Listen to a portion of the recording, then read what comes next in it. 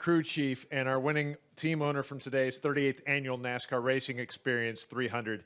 And that's crew chief Travis Mack and team owner Dale Earnhardt Jr. from the number one pilot Flying J American Heart Association Chevrolet. Questions here in the deadline room, raise your hand and we will get wireless mic to you. We'll start with Holly Kane to go to Bob. Thank you, Holly Kane with the NASCAR Wire Service. And sorry about this, but selfishly for a story I'm working on, could you talk about your nephew's day today? That was really good for him to be out front leading those laps and his afternoon. Yeah, I mean, Jeffrey's worked really hard to get to where he is today. He had an opportunity working with DEI years ago. We had him in a car once at Richmond, and since then it's just kind of been a struggle for him to find some footing, but he's sort of reinvented himself over the past several years and really applied himself. He's got some good people around him that are also helping to market him and use social media and several other things to activate and engage fans and so forth. So it's built into what you see today, and he's done that on his own. I mean, he's got good people around him, like I said, that's helped him build this this new version of himself. But it's who he is, and it's authentic, and I'm glad that he's in a great race car to be able to go out there and run well. And I know he'd have wanted to win today. I mean, it'll be exciting to see him at the other racetracks throughout the year. Go next to Bob, then to Tyler, and then to Matt. Bob Hockers, Fox Sports. Dale, I know it's an exciting day today, but it's also a sad day with the passing of Sam Pass. Had you gotten to talk to him recently, and just what were kind of your emotions throughout the day? Yeah, we worked real hard over the last year or so trying to help Sam, and it's just difficult. No, that somebody they're here one day and they're not, here anymore. It's just so hard to understand. And he just had everybody knows how Sam was, how great he was, how amazing. There's not many people that you meet in your life that are so happy to see you every time they see you, and he was that way. And so he set such a great example for all of us on how to treat people and how to maintain relationships. And he just seemed so grateful for everything that ever happened to him. So I hope that he's celebrated, because he meant a lot to this sport. Go to Tyler, then to Matt, then to Doug. Hey, Dale, Tyler Jones, KLW in Kansas City. Does this win for Michael, with the way you worked with him, remind you at all of when your dad worked with Michael Waltrip getting that Daytona win? Yeah, I think there's some similarities. But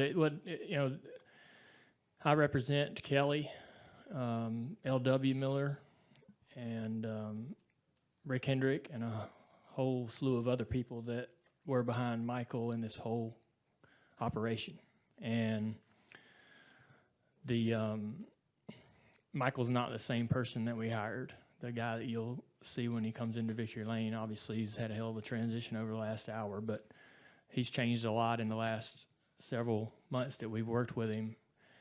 I imagine that when you drive and you're relegated to running in the back of the field, regardless of your efforts in and out of the car, it's got to be extremely frustrating, and you sort of get programmed to approach your job a certain way. And we've had to try to convince Michael, I think, to change his approach and his mentality toward racing, encourage him to believe in his potential and reignite his passion and enjoyment for driving and racing. And that was a very challenging thing to do with anyone. And when Travis became available, I thought as soon as I heard the news that he was available, that we needed him to crew chief for Michael, because I know Travis's mentality, his personality, his fire, and his drive is exactly what would ignite Michael's passion and drive and desire. And so I was so thankful that we were able to organize that union between Travis and Michael Annett. And I told T-Mac that if, imagine he was sort of down about his situation, having been let go from his job as a crew chief in the 95 car. And I told him, I said, think about what that would feel like to go to victory lane with Michael Annett and how that might make you feel as a person and an individual and in your profession. So they're realizing that dream, and it's so awesome to watch. So I'm glad that I'm a part of it, and this is a great, great day. Matt? Matt Weaver, Auto Week. First for you, Dale. You're a restrictor plate ace, always have been. What are you seeing out of Speed Weeks? The 2-3 Cup races so far, Xfinity today, that's not making it as exciting as we're used to. I don't know what's going on with the high line becoming just so clearly dominant.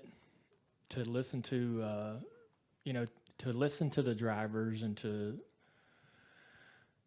watch what happened today in the race, it doesn't seem like it's entirely by choice that they all ride up there. It's by necessity.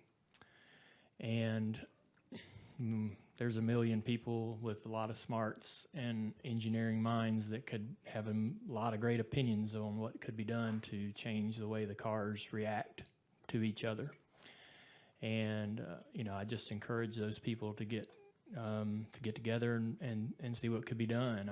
We're going to have a completely different package when we go to Talladega, so this is all probably, it could be a non-issue, but the Xfinity cars and Cup cars not entirely similar, and they both react the same way and did the same thing and raced the same way, right? The drag numbers aren't the same, the power ain't the same, the drivers aren't the same.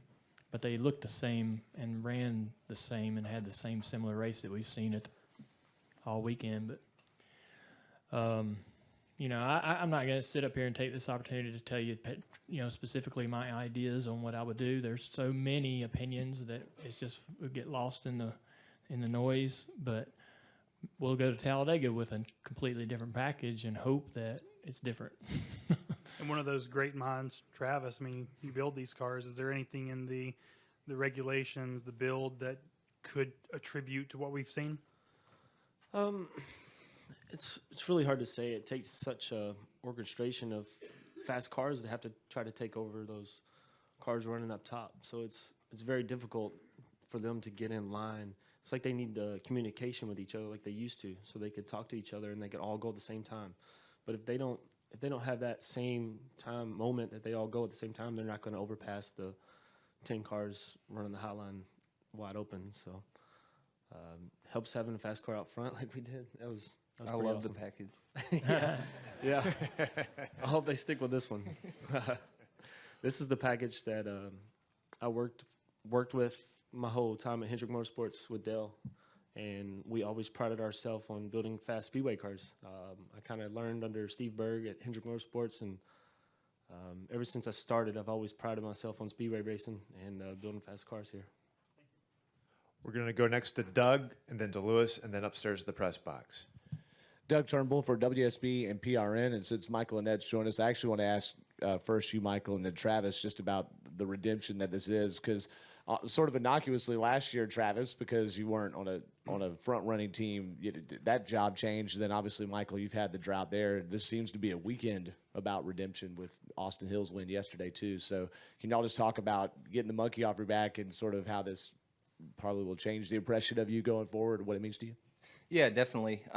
Not only taking a lot of criticism for if I belong in this car the past couple of years, and the results, I earned that criticism and put a lot on myself. So, this off season and just put everything I had into this team, into this car, into this, upcoming season, just to make sure there was no variables that we can control and didn't, just didn't want to, it's Daytona, but didn't want to pull out of the tunnel and think, man, if I would have done this, maybe leading up to this weekend, we would have had a better result. And I feel like we did everything we possibly could. I know Travis and the guys did at the shop. I've never seen so much work go into a speedway car, and I don't think it has a scratch on it, to be honest with you. So that's pretty exciting going to Talladega. So it was just a lot of fun. A lot of homework went into this. I didn't think it was.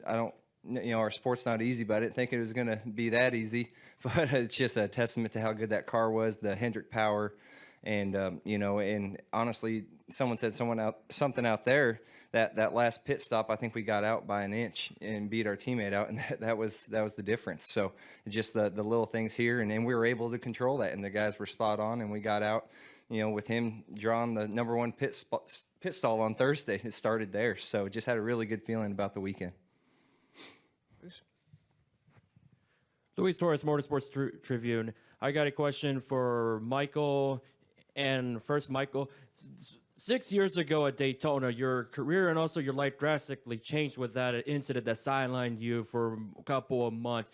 And now you come back here to win Daytona and prove the critics that you do belong at this racetrack. Has that come through your mind in recent memory when you come down here to just move on from what happened that day to now you're a winner in the Xfinity Series? Yeah, I mean, that wreck, it really doesn't affect me at all, other than I look back on it. We had a really good season the year before in that 43 car at 5th in points, and just really had some big momentum going, and was going for a championship that following year. And then everything changed and sat out for 3 months, and I put it on myself. I didn't bounce back the way I should have, and just never really got back to where I was the year before that happened. Don't know why, honestly.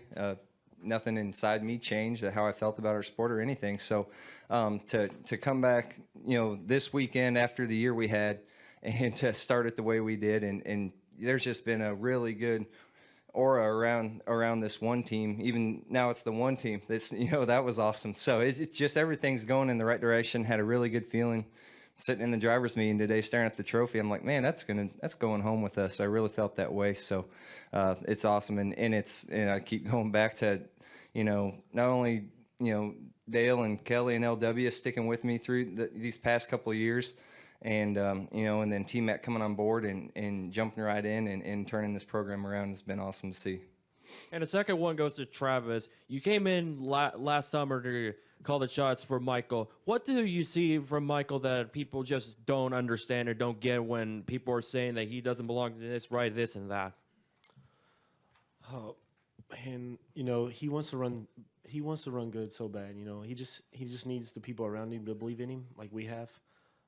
Just come in with that mentality that we're not going to accept running 5th or 10th or 15th.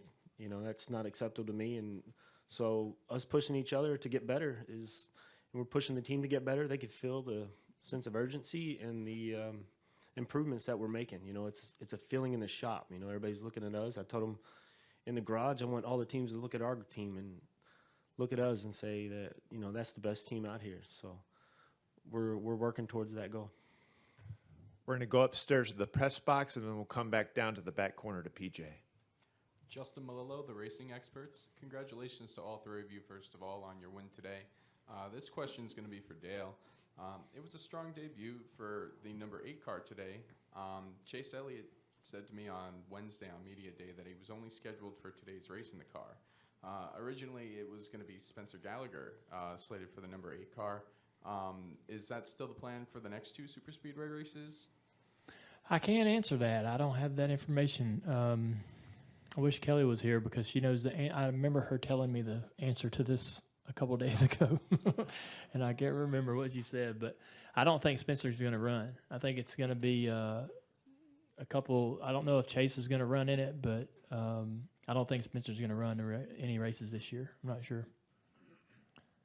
We're going to come back downstairs here to PJ. Michael, Dale, congratulations to you all. WJW, Fox 8 in Cleveland. Wondering what this win not only means for you and your team, but also your main sponsor, Pilot Flying J, and of course, Jimmy Haslam. Yeah, I mean, starting off with Pilot Flying J, I mean, they had a sticker on our late model. It's about the size of the embroidery on my collar here, and they've been there from the very beginning, honestly, and they were on the hood of the car for my first win in ARCA here, and to have them stay on board and to have American Heart Association on there which is very important to him. We're going to have it on Atlanta as well to put that in victory lane with Pilot Flying J on the quarters. It's just it's huge. We've been telling them for years, and just stick with us. We're gonna put the combination together. It's coming. It's coming. Stick with us, and they just keep believing and keep believing. And here we are, and this is what they deserve. They deserve a lot more of these, and it's going to happen. This is just the start. I can't wait to get to Atlanta because I was nervous about Daytona and excited, but there's just so much out of your control. Atlanta, all the hard work we've done, we're really going to be able to show off there. Go next to Jacob and then to Zach. Jacob Seelman, Speed Sport Magazine. 2 questions. First for Dale, here in the middle. Justin was saying on pit road that he knows what Michael's been through, having to dig back and then to get a big victory. You've watched him start to dig out of that hole and now to come back to this point. I mean, how do you view this milestone for him today from where he joined your organization a couple years ago? I don't know how to measure it. I've never been a part of anything quite like it. I don't know that I can think of an instance, even in the history of NASCAR, that resembles it. But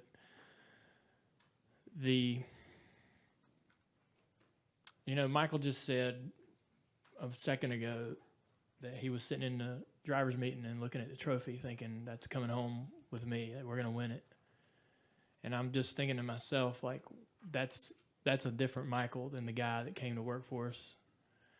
And I think it's just been awesome to see that transition and him get more and more confidence. And it's been great to watch Travis join that team and sort of gain more and more confidence from the guys around him and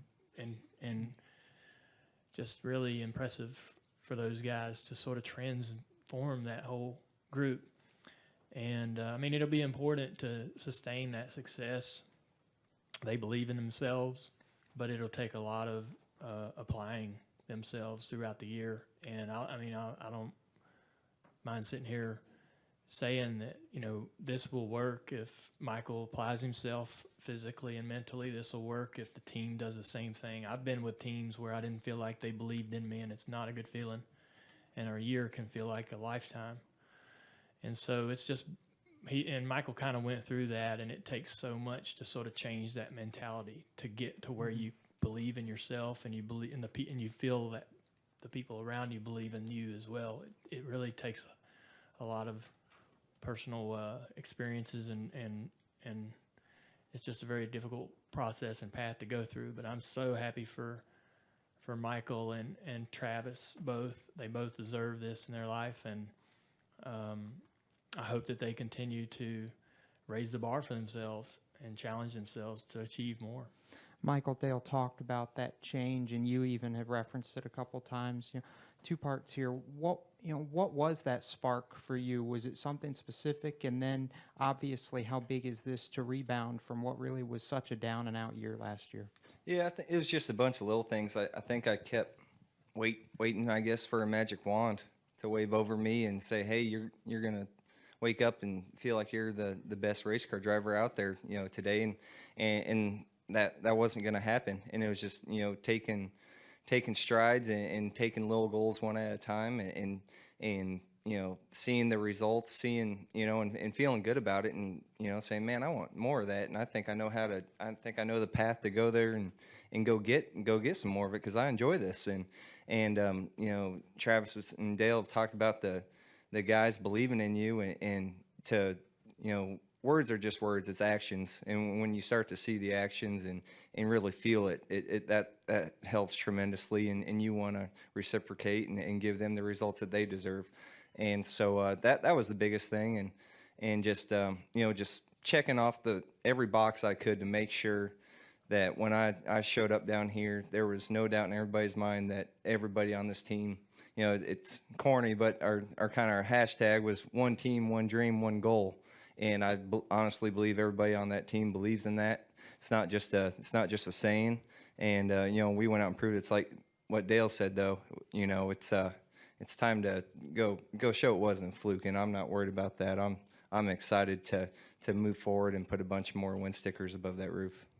You know, you talk about what driver this resembles, and I really feel like I was part of the 24 team when we got Dale, and you came over, and we could see the confidence in you. And as soon as they announced that we were getting the 88 with Dale Jr., we were all ecstatic. We were 100% in. We were so confident with you coming in.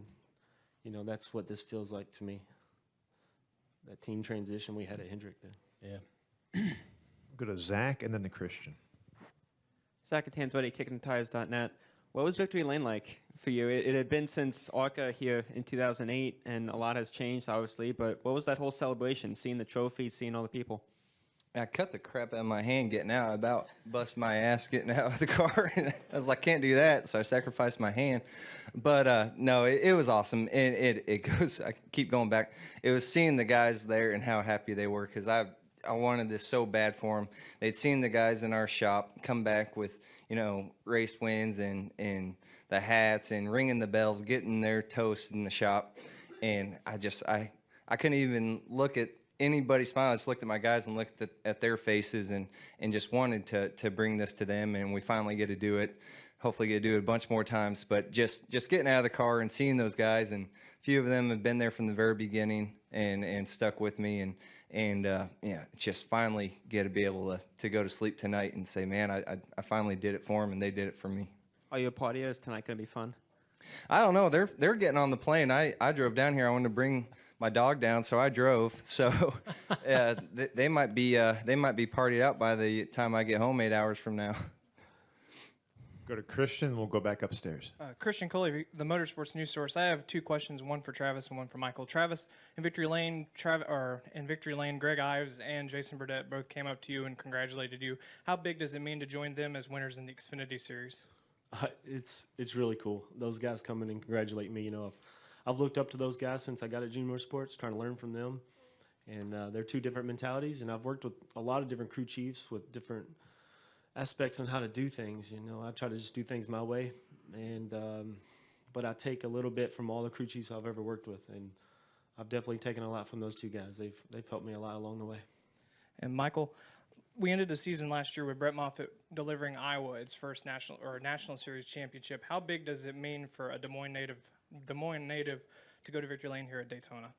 I mean, it's huge. I saw the response after 11 years ago when I won that ARCA race. It's huge just because Des Moines. There's Knoxville's 45 minutes down the road, but Des Moines really isn't a big auto racing city, but it's on the TV everywhere, and they flash that Des Moines, Iowa underneath my name. It's huge, and people realize it. And Brett had an amazing year last year, and I hope to be right up there with what he did. And this is the best way to start. And I can't wait to get back and check my cell phone. There's people you haven't heard of since high school, I'm sure, are going to be texting me on there. Head upstairs. SpencerRacingBoys.com. Travis, the 95 car was a train wreck for both you and Casey. I mean, what is... I mean, let's be real here, right? I'm glad you said it. So to go over to JRM and to have someone like Junior believe in you, to give you that kind of second chance to redeem yourself, it's got to be a rewarding feeling to be sitting here right now. Yeah, I felt like that teenager that kind of ran away from home for a little bit and realized it wasn't better out there. So I come back to the Hendrick family and Junior Sports, and when Dale called me and had me come in, I was super excited. So I've been on board ever since, and just the welcoming me, arms back at Junior Motorsports. It's like a family. They brought me right in, and they respected what I had to say and the things I was doing to work with them. I'm working side by side with those guys. I'm not standing above them, dictating them, telling them what to do. I'm down there digging with them. So it's a lot of fun. Come back down to Dustin. Dustin Albino, front stretch. Michael, you've been knocked around a lot in your career. So what would you say was rock bottom? I don't know if there was a rock bottom. There was a bunch of really close ones. But I think last year, missing the playoffs and being with this team and this organization, knowing the equipment I was in and missing the playoffs was just unacceptable.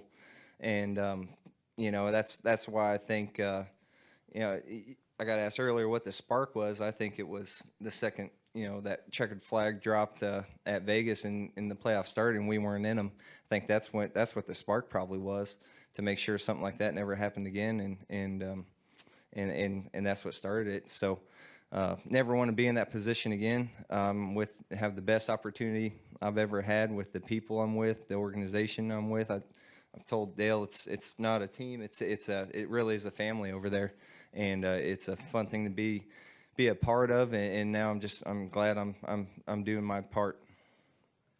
Well, gentlemen, congratulations on the win. We'll see you next week in Atlanta. Thank you. Thank you.